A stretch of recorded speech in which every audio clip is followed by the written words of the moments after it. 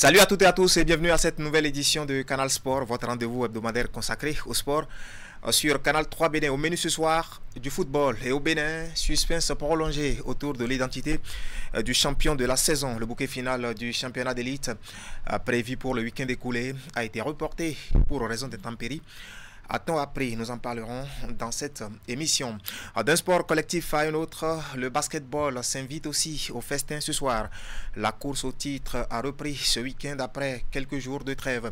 Vous comprenez, il s'agit de la deuxième phase, bien sûr, de cette phase, sinon de la manche retour de cette randonnée. Et ce week-end, les matchs joués ont été riches en spectacles. Nous ferons et justement le point. Et puis en sport individuel, la boxe sera à l'honneur et nous recevrons en plateau un champion, son nom, Juliano Anago, champion d'Europe WBC de Montaï. Voilà, j'espère que je prononce bien.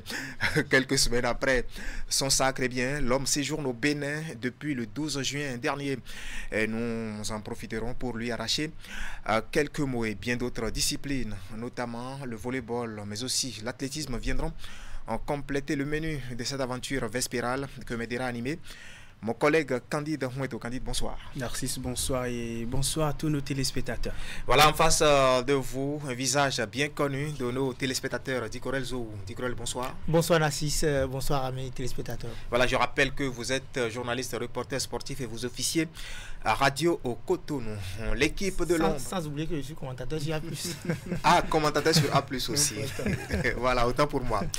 L'équipe de l'ombre, elle, ne change pas. Le réalisateur Augustin Vidécon est entouré de Jules Cho et Francis Kokou à la régie première et de Hippolyte Soumao à la régie finale. Voilà l'équipe qui tiendra compagnie. Top départ avec notre rubrique Fil Info.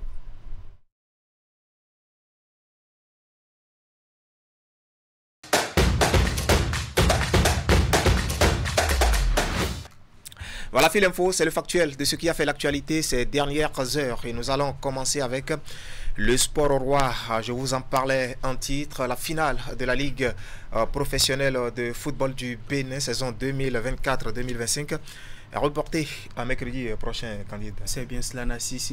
Initialement prévu pour se tenir le week-end, plus précisément samedi, sur les installations du stade Omnisport de Campo pour la finale du championnat national de Ligue Pro saison 2024-2025 va finalement se jouer mercredi prochain. Tout était fin prêt pour cette ultime affiche de la saison qui devrait mettre aux prises l'équipe de Coton Football Club qui vise un 4e titre consécutif à Dadje Football Club qui ambitionne soulever le trophée pour la première fois de son histoire. Selon les informations relayées sur les canaux digitaux de la Fédération béninoise de football, la forte pluie qui s'est abattue durant plusieurs heures sur une grande partie du pays ce jour-là a rendu les conditions de jeu impraticables et ce remake de la finale de la saison écoulée n'a donc pas eu lieu. Le suspense va donc encore durer quelques jours avant qu'on ne sache qui d'entre les hommes d'Aplahou et ceux de Ouida vont soulever le trophée cette année. Quelques précisions sur cette affiche. Coton d'Adiès, ça sera la 5e confrontation directe entre les deux équipes dans l'histoire et sur les 6 dernières confrontations, Coton Football Club a remporté 4 contre 1 victoire pour Dadje FC et un nul d'un but partout à l'arrivée.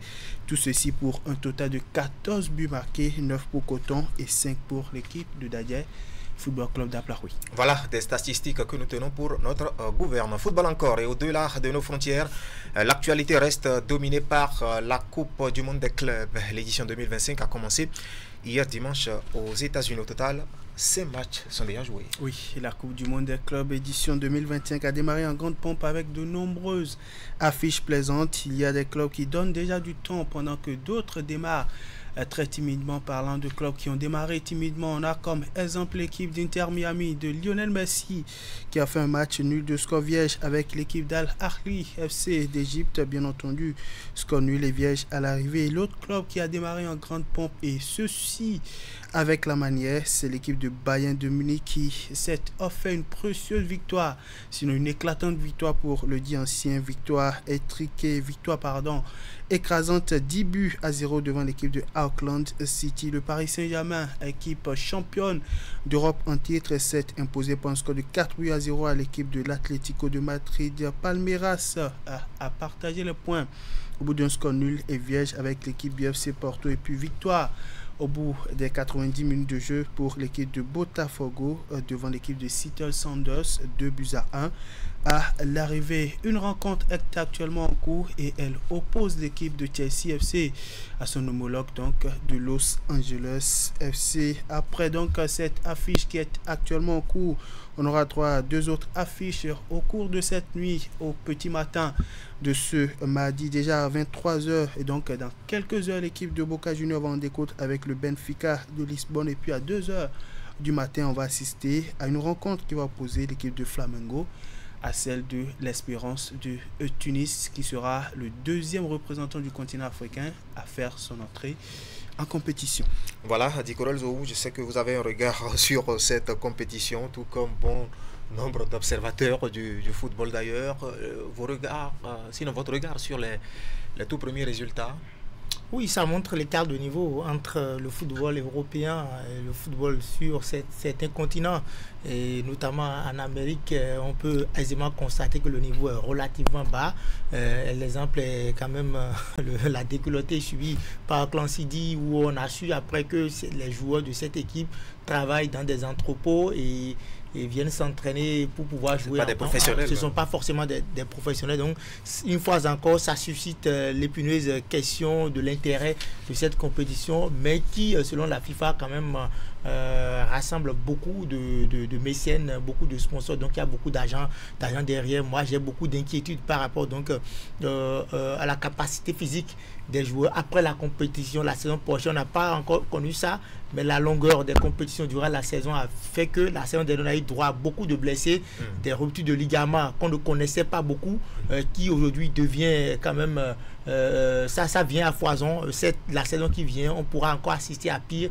Après, entre la manne financière et l'intégrité physique des joueurs à protéger, il revient aux différents acteurs de trouver le juste milieu. Parce que jusque-là, certaines ligues ne sont pas d'accord, notamment la Liga, la Ligue Première Ligue, qui jusque-là ne sont pas d'accord parce qu'on leur demande de repousser leur calendrier, et les dirigeants ne sont pas du tout d'accord.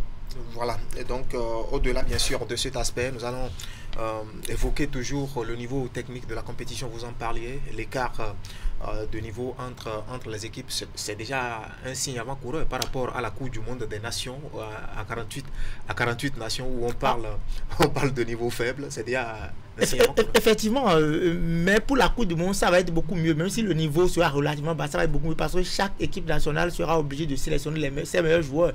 Et donc tout un pays, ça va quand même être mieux par rapport au club où certains clubs n'auront pas forcément la capacité de prendre certains joueurs. Donc c'est difficile. Là maintenant, il n'y a pas beaucoup d'intérêt, beaucoup d'engouement. Les gens seront beaucoup plus accrochés à leur poste téléviseur à partir peut-être des quarts de finale où on sait que les cadres, les plateaux seront relevés. Voilà, seront relevés. Le niveau sera relativement relevé. On pourra assister à de beaux spectacles à partir de ce niveau de compétition. Voilà, on va changer de discipline et parler du basketball. C'est fini, la trêve. Et place bien sûr à la deuxième phase du championnat pour ce qui concerne la manche retour, bien sûr. Eh bien, tout a repris ce week-end, Khalid. C'est bien cela. On a assisté à la 5e journée de la deuxième phase du championnat professionnel de basketball saison 2024-2025. Et pour le compte de cette journée déroulée ce week-end au niveau de la conférence Nord, précisément du côté des hommes, l'équipe de Bosco Star s'est inclinée 72-74 devant celle de l'US Gema, 82-60 pour la victoire d'Aspal Basketball Club devant l'équipe de Lungu Basketball Club. Du côté des dames, toujours au cours de cette conférence Nord, l'équipe de Koburu BBC s'est imposée avec un score de 105-50 à son homologue de Associé Basketball Club. Kabas BBC a courbé les chines 22 62 devant l'équipe de Cavaliers BBC. Conférence Sud maintenant pour faire complet le point de cette 5e journée de la deuxième phase du championnat de ligue professionnelle de basketball du Bénin. Du côté des hommes, Aspac BBC s'est imposé 64-62 à l'équipe d'énergie BBC. Et l'Encoton BBC a dominé à domicile a dominé l'équipe de la Renaissance BBC 77-62. Du côté des dames, Aspac BBC s'est imposé 61-51 à l'équipe d'énergie BBC et l'Encoton BBC s'est imposé 69-64 à l'équipe de la Renaissance Basketball Club pour le compte de cette 5e journée de la Ligue Pro de Basketball du Bénin. Narcisse Porto Novo a été ces dernières semaines la capitale du basketball 3 contre 3. Après donc le Let Quest, la ville a accueilli l'édition 2025 de la FIBA Basketball U23 3 contre 3 Nation League 2025 du 3 au 9 juin 2025. Il s'agit de l'un des plus grands événements de jeunes de basketball sur le continent au terme donc des 6 jours de compétition. Ce sont les équipes de l'Ouganda chez les dames et l'Algérie U21 chez les hommes qui ont décroché les billets qualificatifs pour la Coupe du Monde FIBA 3 contre 3 U23 prévue se tenir en Chine du 17 au 21 septembre 2025. On va suivre le point. FIBA 3 contre 3 U23 Nation League Africa a réuni dans la capitale béninoise les pays comme l'Algérie, le Burkina Faso, la Côte d'Ivoire, le Kenya, l'Ouganda et le Bénin. 6 différentes équipes qui ont composé au cours des 6 tops respectifs les tickets qualificatifs pour le mondial 3 contre 3 U23 Chine 2025 dans les catégories hommes et dames. Un tournoi qualificatif au thème duquel l'Algérie U21 chez les hommes et l'Ouganda chez les dames obtiennent les places en jeu pour la Coupe du Monde.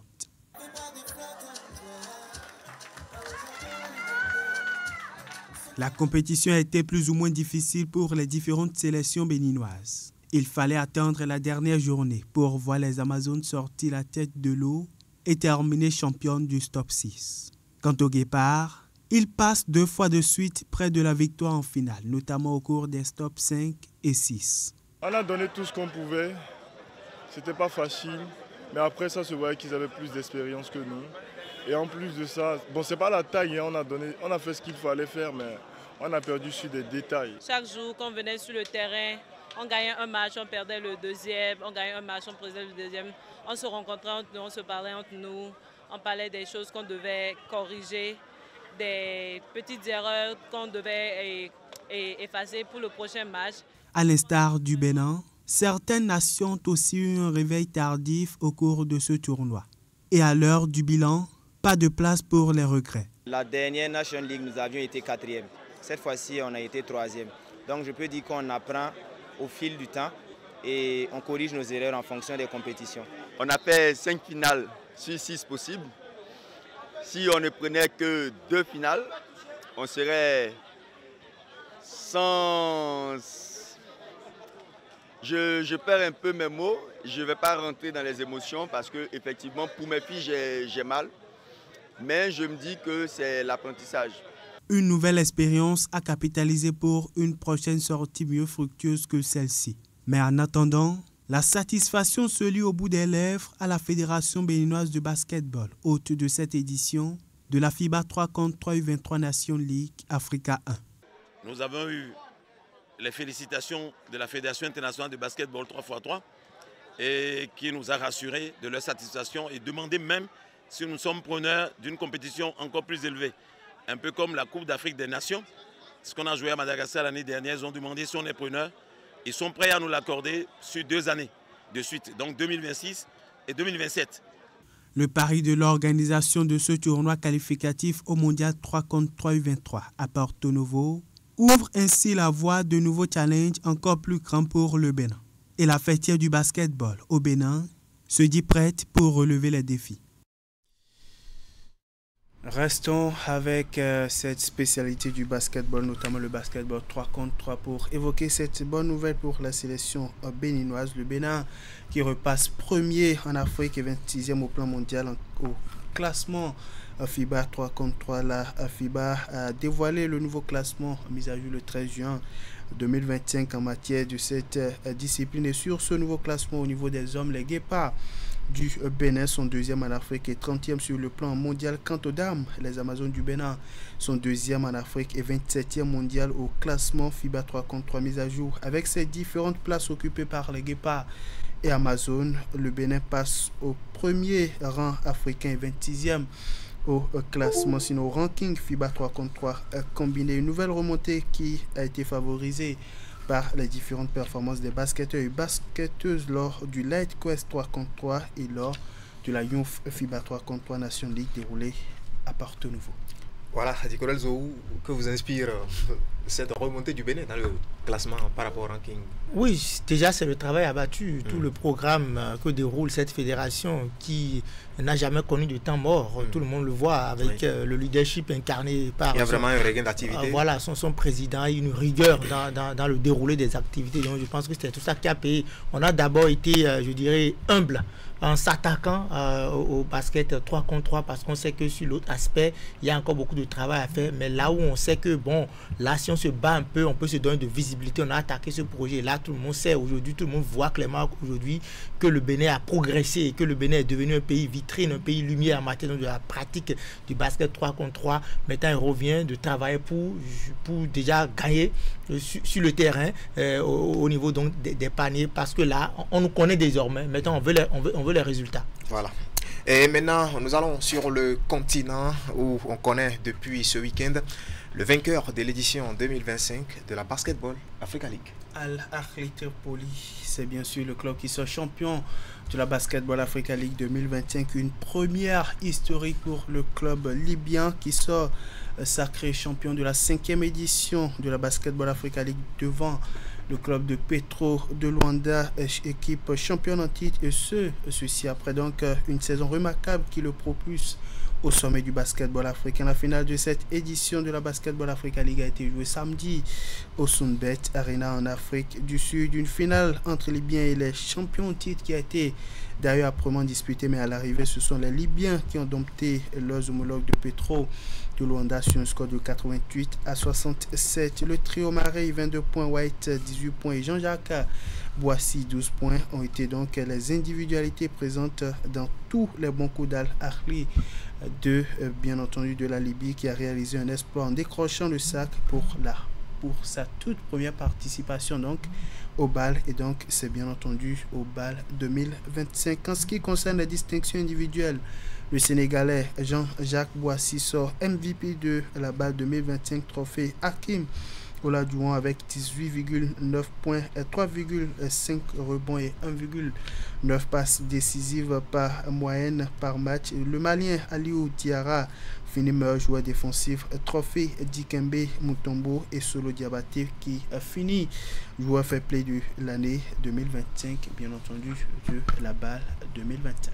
Voilà, on aura ainsi fait le point par rapport à cette compétition. Je veux parler de la Basketball Africa League. C'était en même temps notre traditionnel tour d'horizon de l'actualité. Et place à présent à notre sujet du jour. C'est en discussion.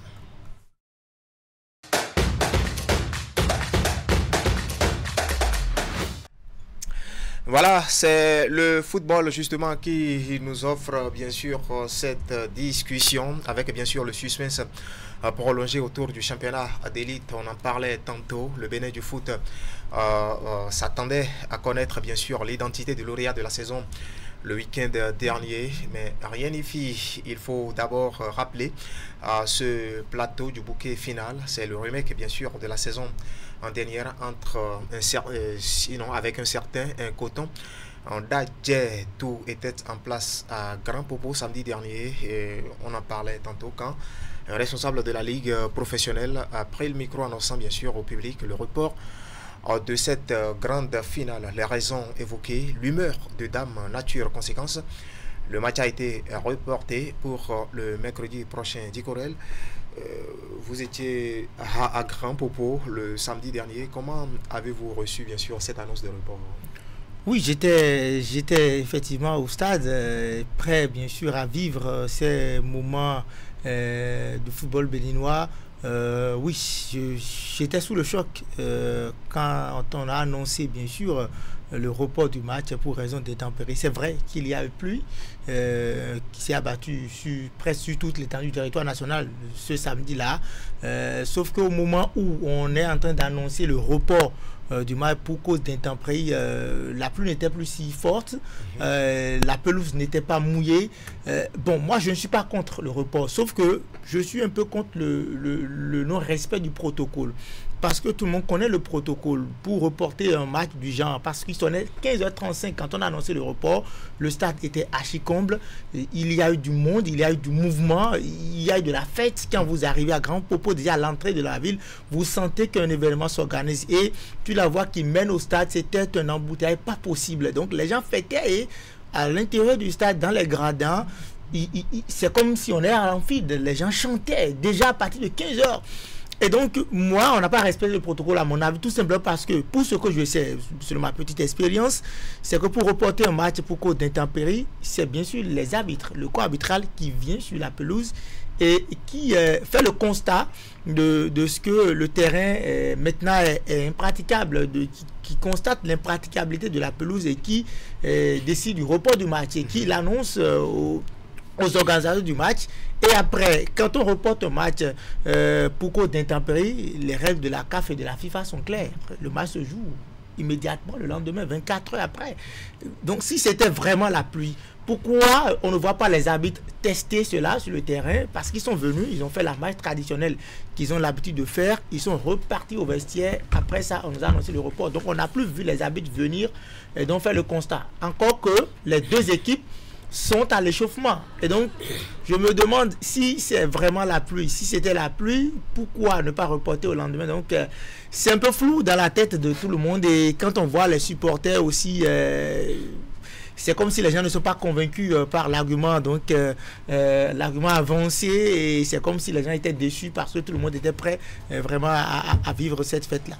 Oui, et donc jusque-là, le mobile, pour ce qui concerne le report, le mobile, ça reste flou dans beaucoup de têtes. Oui, en tout cas, moi, dans ma tête, ça reste flou. C'est vrai que si vous restez à la maison et on vous annonce que c'est à cause de la pluie, vous allez comprendre parce qu'il y a la pluie un peu partout sur le pays, même à Grand Popo aussi.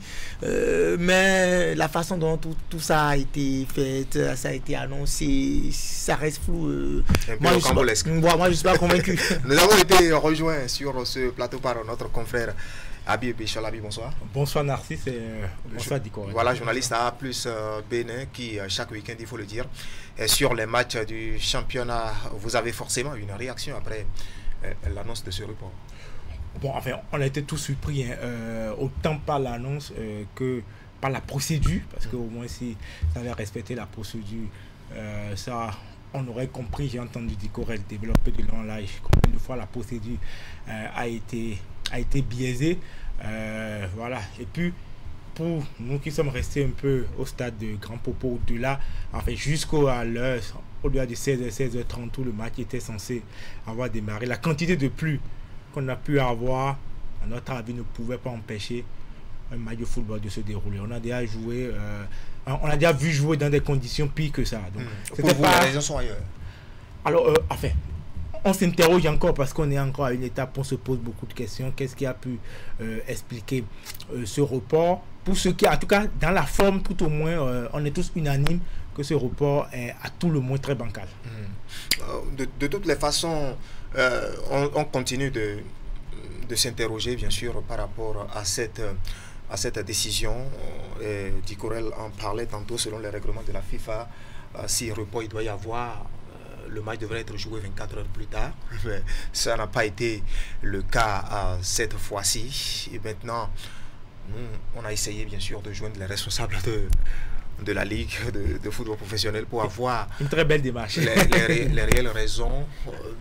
On a été tourné en bourrique. Jusque-là, nous n'avons pas eu les raisons, les vraies raisons, parce que celles relatives à la pluie, aux intempéries, nous paraît un peu ambigu, un peu rocambolesque par rapport à tout ce qui a été dit. Est-ce que sur cet aspect, justement, on peut toujours s'interroger quand on dit, normalement les règlements de la FIFA c'est 24 heures plus tard, on renvoie le match à mercredi, on peut s'interroger. Oui, on peut s'interroger aussi, cela suppose qu'il y a quand même une certaine précipitation, peut-être un manque de concertation au niveau de la Ligue et de la Fédération pour prendre cette décision. Parce que s'il y avait concertation, on aurait pris la peine de lire le règlement de la CAF, de la FIFA, et on l'aurait appliqué. Parce que visiblement, on a l'impression que c'était un cafouillage, tout le monde a été pris de court, les équipes, tout le monde. Et puis après, c'est un peu comme si, ok, on a suspendu le match, et c'est après, on a reporté le match. Et puis c'est après qu'on a décidé de réfléchir sur la suite. Parce que sinon, logiquement, la charrure avant les... Voilà, c'est un béaba du football que quand c'est pour des raisons d'intempéries, on reporte le match le lendemain, généralement à la même heure, à moins que, et ça, qu'on nous apporte là, qu'on dise qu'il y aurait encore intempéries. Mais de toute façon, on garde le match le lendemain. Et après, on décide si toujours les intempéries sont possibles. Encore que dans ce cas précis, on l'a répété 1001 fois. Je ne sais pas si c'est un peu pour mettre les responsables de la Ligue de la FIF face à leurs contradictions, mais hier, il n'y a pas une seule goutte de pluie. Hier, il n'y a pas plu. Ça veut dire que si le respect des 24 avait été fait, on aurait joué le match dans de très bonnes conditions hier. On en parle, peut-être que les conséquences, les gens ne les voient pas. Mais c'est parce qu'aujourd'hui, on se retrouve dans un schéma où c'est Dadje, Coton qui joue la finale, qu'on n'a pas pu voir comment... l'impact que cela peut avoir sur cette rencontre. Imaginez que ce soit une équipe avec des moyens modestes qui soit venue du fin fond du Nord. Il y a un moment à gérer, il y a 2-3 jours à gérer en termes d'investissement et surtout sans oublier l'impact psychologique, parce qu'un entraîneur prépare toute une semaine une finale, il y a quelques minutes pour des raisons, on lui annonce le repos. Voilà, qui ne comprend pas. C'est-à-dire que si les raisons sont justifiées, tout le monde est d'accord, tout le monde est devant l'évidence. Mais ici, ça sort comme un cheveu sur la soupe, on annonce le report dans des conditions vraiment à la limite, pour ne pas utiliser des mots forts. En fait, que tout ça est bancal. Et ça frise l'amateurisme. L'amateurisme, et surtout également ajouter une méconnaissance quand même des tests qui régissent l'environnement du football. Mais dans le même temps, on a une certaine pression aussi par rapport à la CAF, aux compétitions internationales, où le Bénin devrait vite désigner ses représentants aux compétitions continentales. Je trouve 48 heures, ça fait 72 heures après. 72 heures, ça peut être, en fait, ça peut avoir 96, on va dire. 96, ça peut avoir un impact sur cet exercice de désignation des représentants. Bon, oui, parce que le délai, j'apprends dans les coulisses que c'est le 24 juin, d'autres parlent de fin juin, donc je me dis si c'est toujours le 24, on peut encore jouer le week-end. Non, mais il y a des travaux à faire. Voilà, c'est quand même une grande finale. Et là, on joue en milieu de semaine. Tous ceux-là qui ont, parce que nous sommes en vacances, il y a des gens qui sont déplacés avec leurs familles, des gens qui quittent le nord de notre pays pour venir.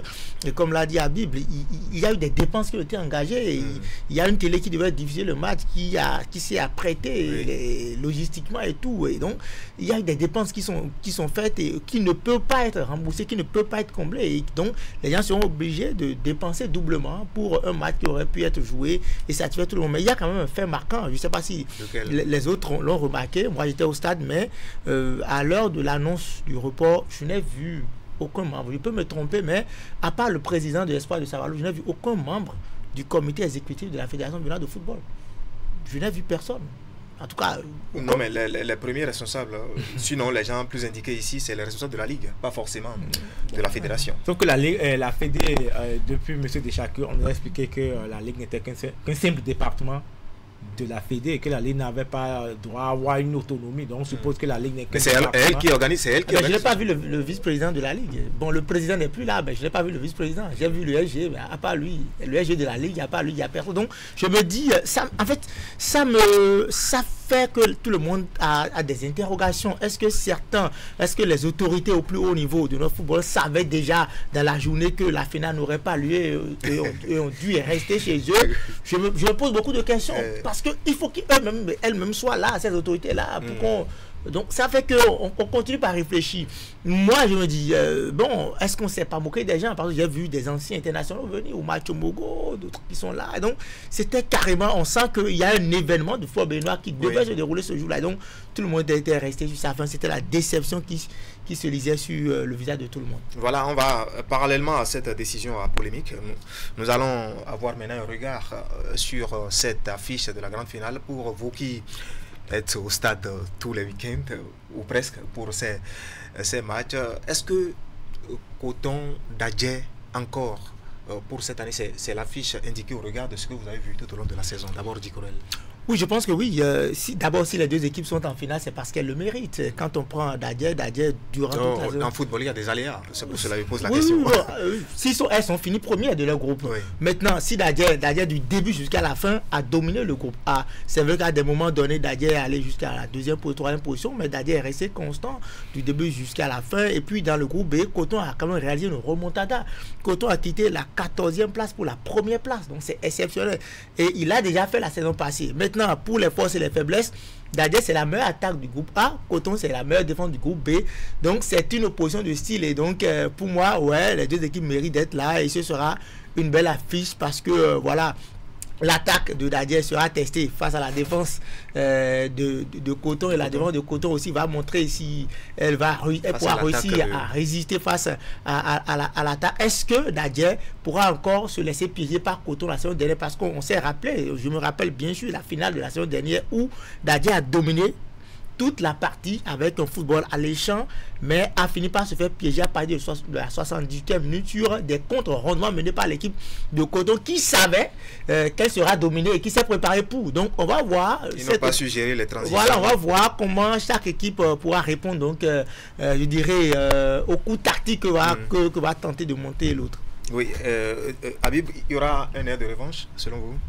Enfin, un peu. L'air de revanche, ça va être plus chez les supporters. Oui. Pour moi, ça va être plus à ce niveau.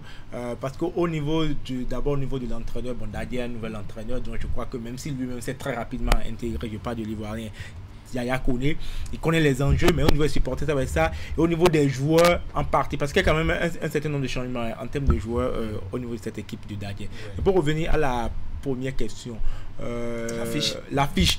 Enfin, moi, je suis tenté de dire à la fois oui et non. Oui, parce que c'était en début de saison, c'était les deux équipes favorites. Oui. Parce que c'est elles qui ont disputé la saison dernière. Elles étaient les deux meilleures d'abord. Elles se sont retrouvées à date du calendrier aidant pour une finale qui a été remportée par Coton tactiquement. Donc après que les deux équipes après se retrouvent là, ce n'est pas un problème. Mais quand on regarde un peu le contenu, je ne vais pas dire qu'elles ne méritent pas d'être là. Mais il y a quand même des équipes qui peuvent nourrir un peu de regret de ne pas être là. Parce que quand on voit ce que des équipes, par exemple dans la poule B, comme Sobemap et Dragon de l'Ouémé font, franchement, je dis que peut-être quand on l'a gagné à l'expérience, parce que sinon en termes de production de jeu, parce qu'en même temps que Dicorel rappelle que Coton est la meilleure défense de la poule B ajustée, c'est que Coton lui n'est pas en termes d'attaque. Coton n'a marqué que 34 buts en 32 matchs.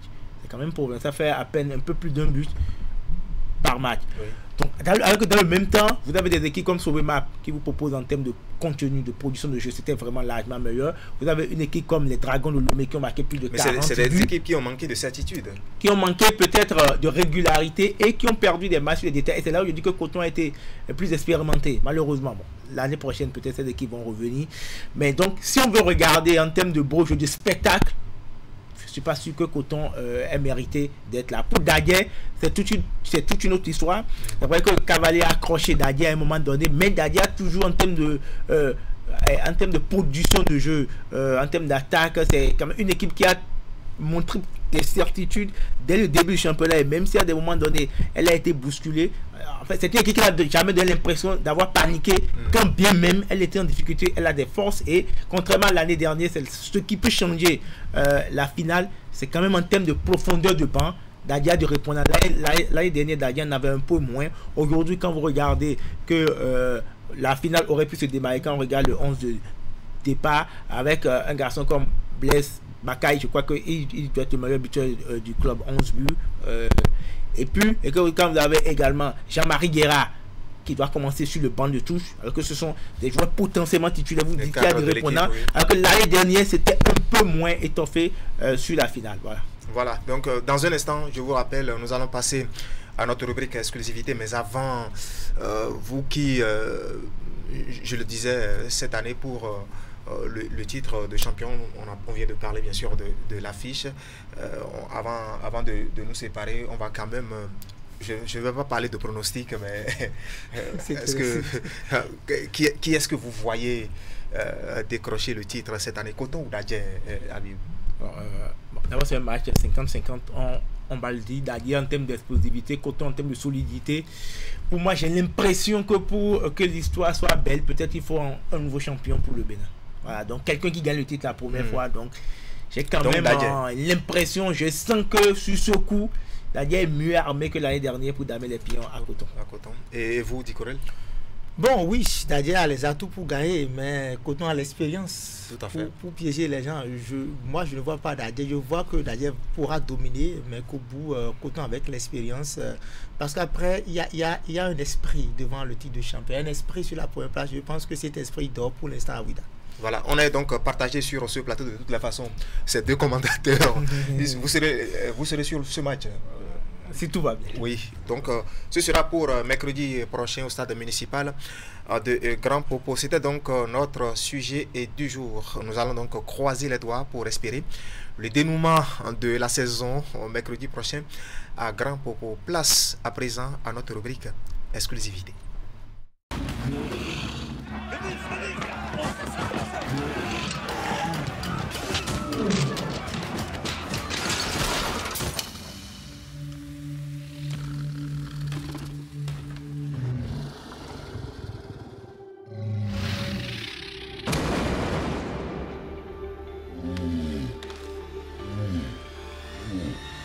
D'Opel Munich, un goût puissant à dompter.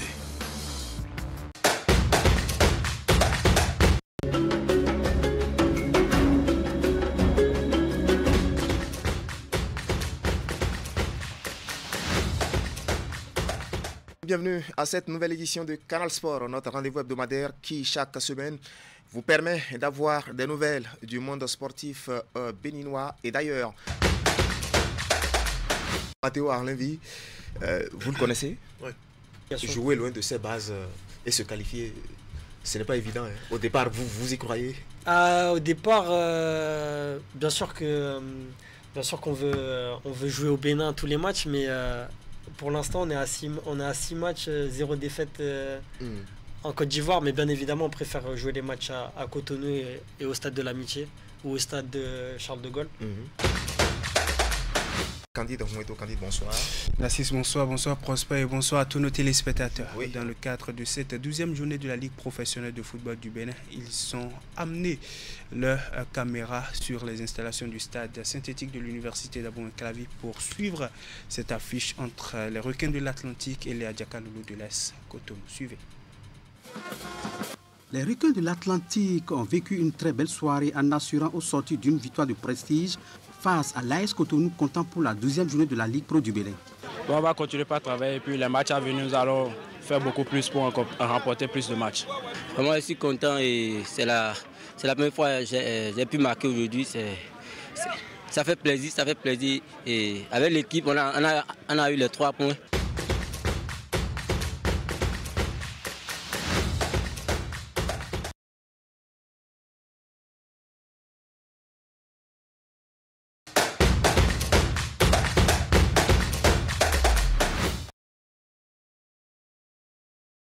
L'exclusivité ce soir, c'est de l'événementiel et une découverte. D'abord, la découverte, c'est un tout nouveau champion d'Europe et nous avons le plaisir d'être en plateau avec lui ce soir, Juliano Anago.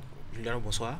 Bonsoir à tous. Et je rappelle que vous êtes champion d'Europe WBC et de Muay Thai, c'est ça? C'est tout à fait ça. Muay Thai, c'est une discipline, c'est la boxe. Oui, c'est ça, c'est la boxe thaïlandaise. C'est une boxe qui a été créée en Thaïlande. Voilà, c'est une couronne remportée, il faut le dire, de haute lutte le 26 avril dernier à Limoges face au Portugais Diogo Martins.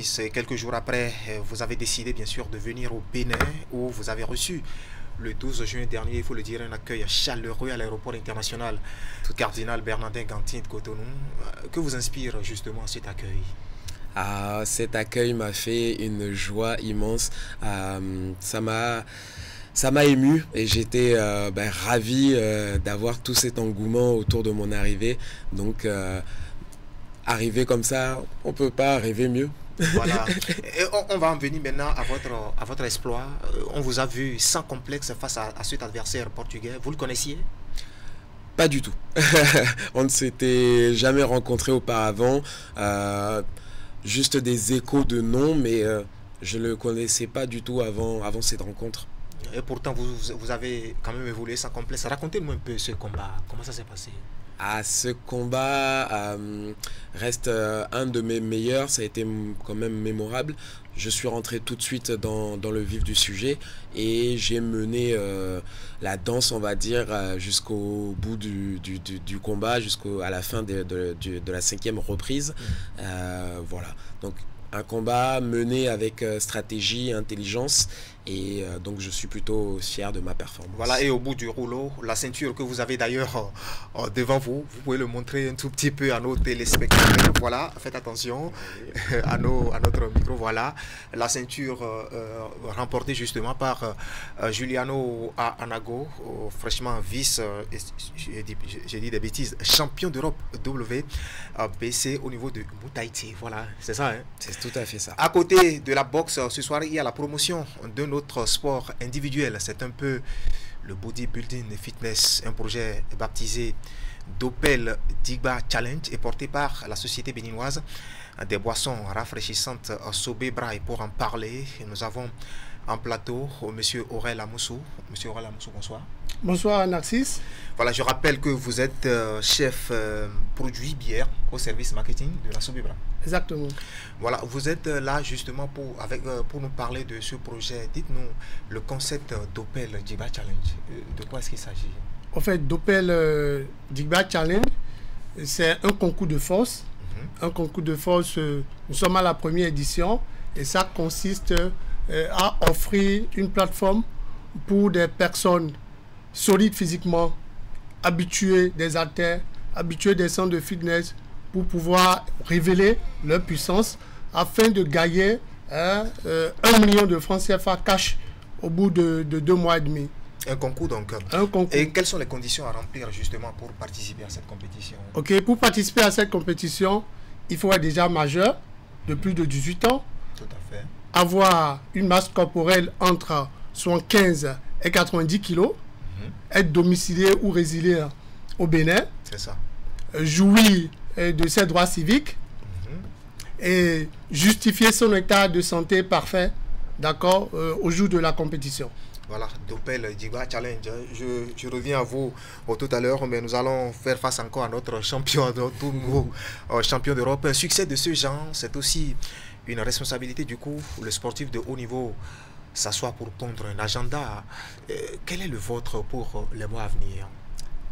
L'agenda là pour l'instant, je me concentre du coup sur toutes les rencontres que j'ai à faire, toutes les personnes, tous les acteurs du sport au Bénin.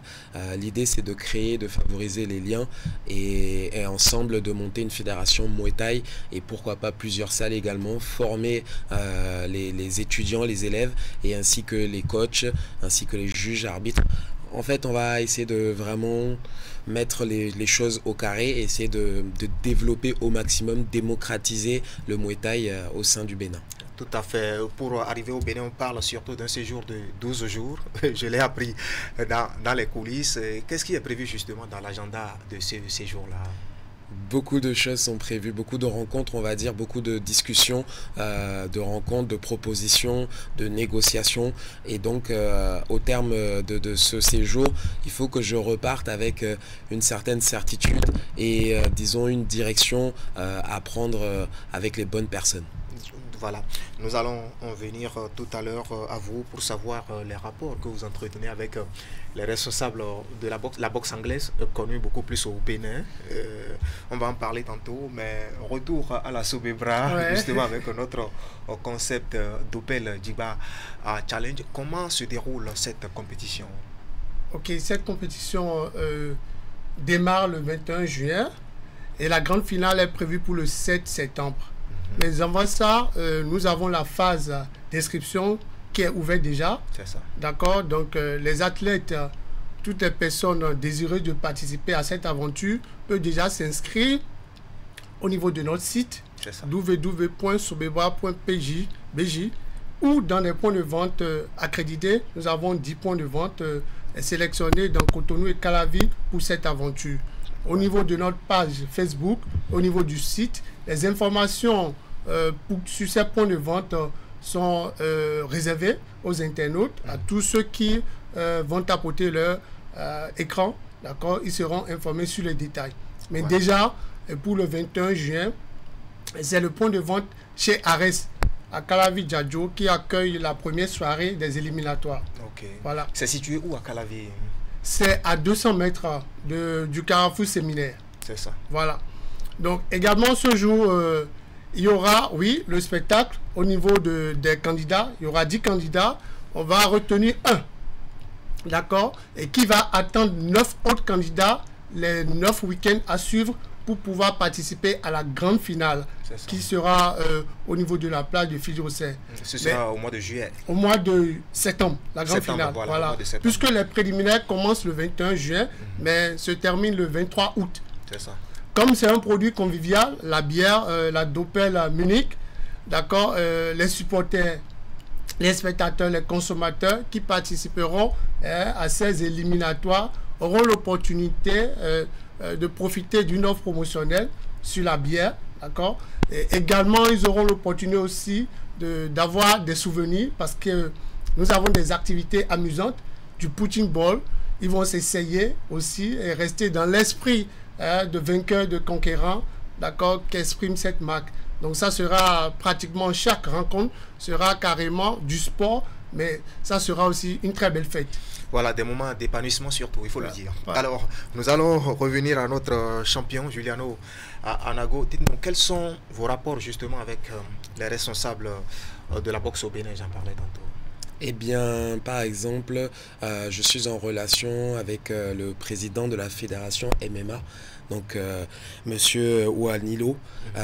J'ai pu rencontrer également le président de la fédération de boxe anglaise. Il faut que je me rapproche en fait de tous ces acteurs importants et influents au sein du sport et qui vont me permettre finalement de mettre en place un maximum de projets. Voilà, et les projets qui concourent, il faut le dire, à la promotion de cette discipline. Il y a le kickboxing, ça se rapproche un tout petit peu aussi. Bon, disons que sur les grandes lignes, ça se rapproche parce que c'est de la boxe pied-point, mais le Muay Thai est quand même un peu différent dans le sens où c'est vraiment un art martial. C'est pas juste vraiment un sport à part entière comme les autres, c'est vraiment un art martial. Et donc, par ce fait, il serait idéal de créer une fédération propre au Muay Thai uniquement. C'est ça. Dans l'idéal. Et vous avez ça en projet? Tout à fait. Voilà. On est un peu tenu par le temps. On va vous laisser nous dire votre dernier mot par rapport à cet entretien.